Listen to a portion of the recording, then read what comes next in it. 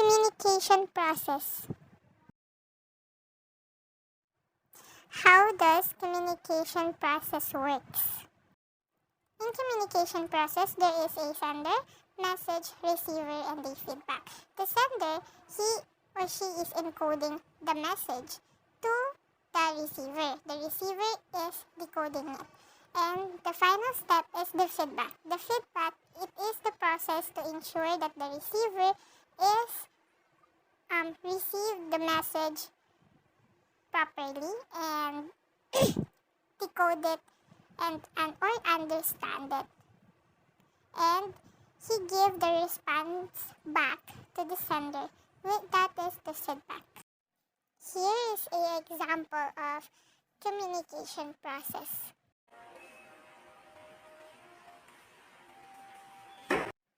Here, the nurse is the sender and the receiver is the patient.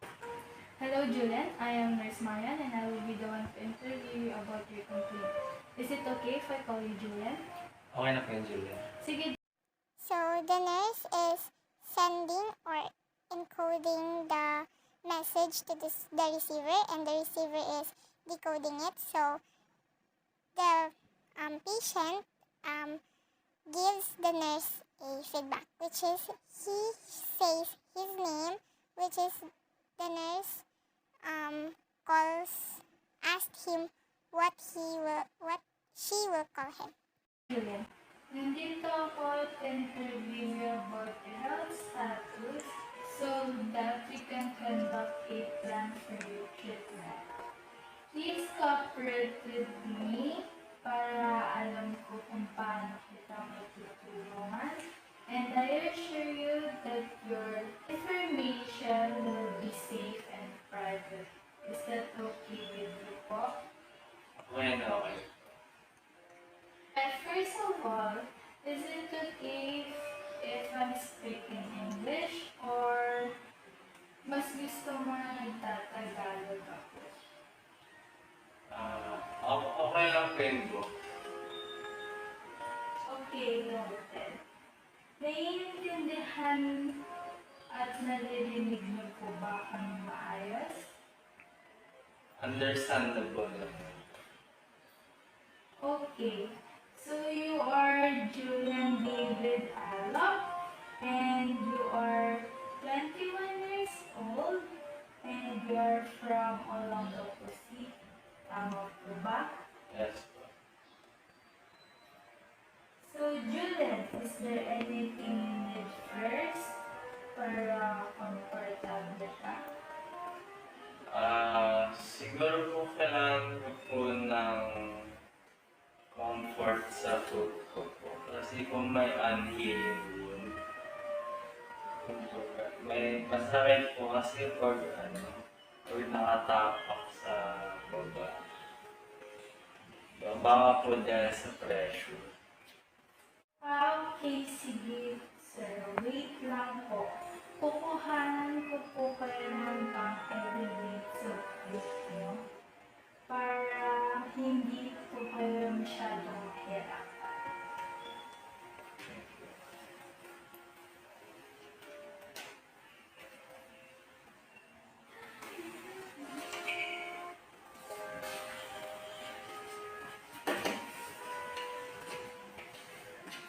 Is there anything else you need? Okay na po. Thank you po.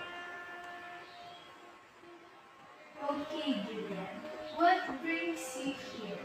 What seems to be the problem? May sugat po sa right foot ko. Parang ilang weeks na po siya hindi gumagalaw. Okay, ilang weeks na ang iyong sugat?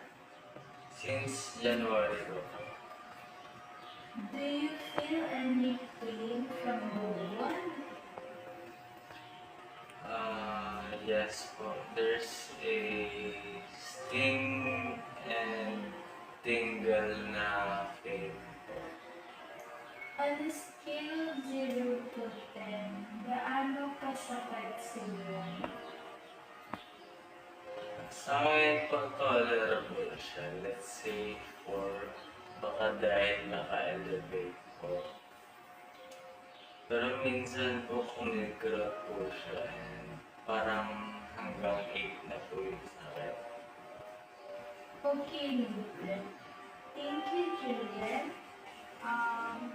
Is it okay for you to undergo a treatment para sa iyong sugat? Okay lang po. Modes of communication.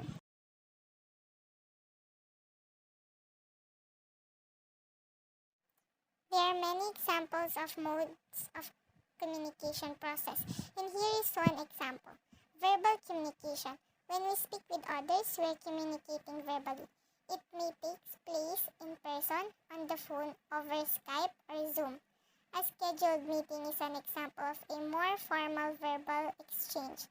Other verbal exchanges are more informal, like chatting with a friend over coffee or in the break room at work. The quality and complexity of the words, how we combine them to convey a larger message, and to annotation used while speaking are all equally important, regardless of the style of communication. While verbal communication is crucial when it happens face-to-face, it cannot be isolated from non-verbal communication. Here is an example of verbal communication. Good morning, Julian. Are you feeling okay? I'm okay, nurse. Thank you. How's your wound? Is it still hurting? Same as last night. Still in pain, but still bearable. Okay, that's great. How can you tell? Masakit pa rin po yung sugat. And I think after the woodland break-in, I felt nauseous and dizzy. Can you tell me more about your post-operative status? I still feel pain sa wound. And parang wala po masyadong gana. I'm not sure I understand what you said, Julian, na parang wala kang gana. Could you clarify? Could you give me more details of what you just said? When I woke up, I felt na masakit pa rin po yung wound. And I vomited a little.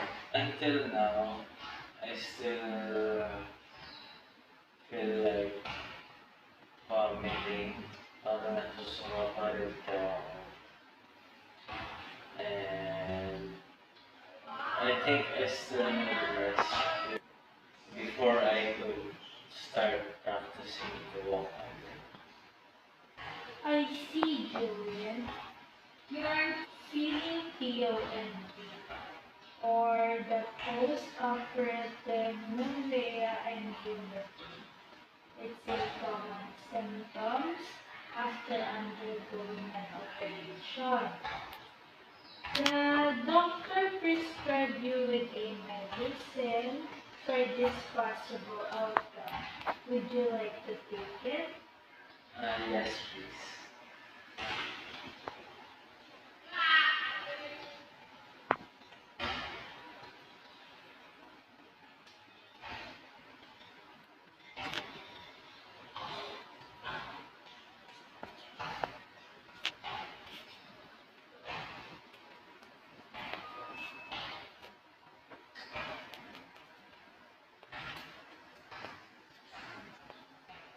Alright, now let's check on your wound for assessment. After that, I will be changing your wound dressing. Would that be okay for now? Yes, nurse. Now, let's proceed to the factors influencing the communication process.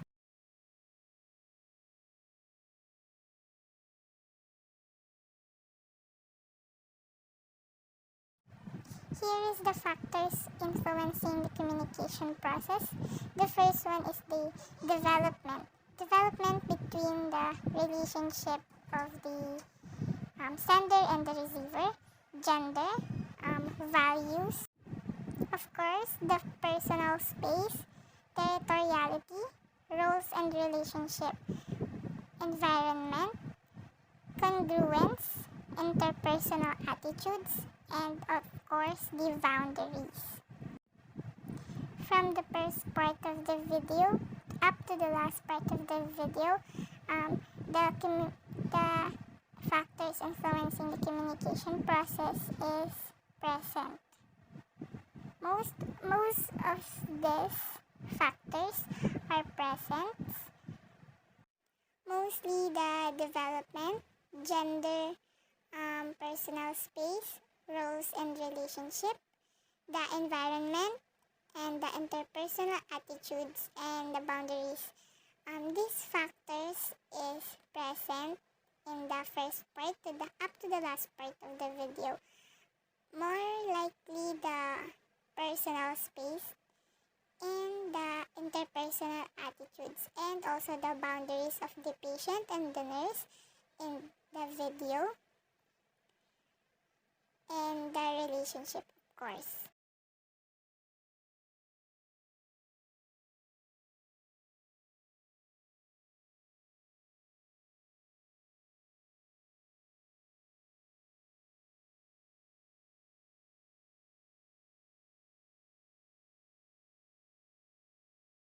How was your day?